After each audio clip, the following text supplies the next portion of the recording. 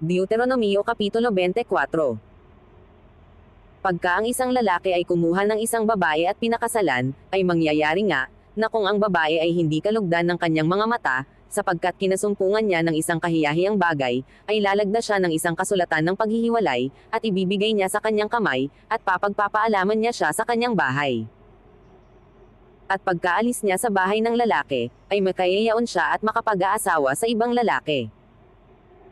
At kung kaputin siya ng huling asawa, at lagdaan siya ng isang kasulatan ng paghihiwalay, at ibigay sa kanyang kamay, at papagpaalaman siya sa kanyang bahay, o kung mamatay ang huling asawa, na kumuha sa kanya upang maging asawa niya.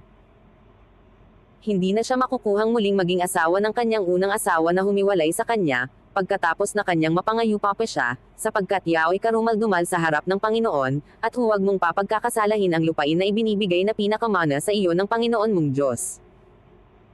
Pagka ang isang lalaki ay bagong kasal, ay huwag lalabas na sasama sa hukbo ni mamamahala ng anumang katungkulan, siya'y magiging laya sa bahay na 1 taon at kanyang pasasayahin ang kanyang asawa na kanyang kinuha.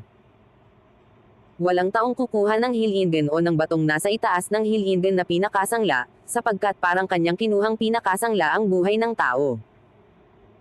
Kung ang sinoman ay masumpungang nagnanakaw ng sinoman sa kanyang mga kapatid, sa mga anak ni Israel, at kanyang inalipin siya, o ipinagbili siya, ang magnanakaw ngang yaon ay papatayin, gayon mo aalisin ang kasamaan sa gitna mo.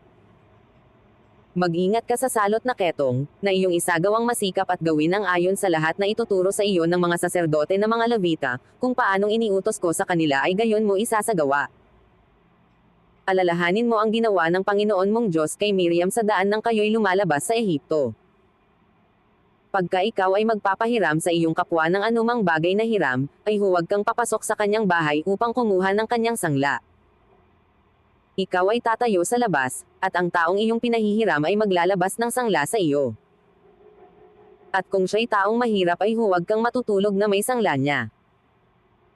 Iyong ang isasauli sa kanya ang sangla paglubog ng araw, upang siya'y matulog sa kanyang damit, at pagpalain ka, at magiging katwiran mo sa harap ng Panginoon mong Diyos.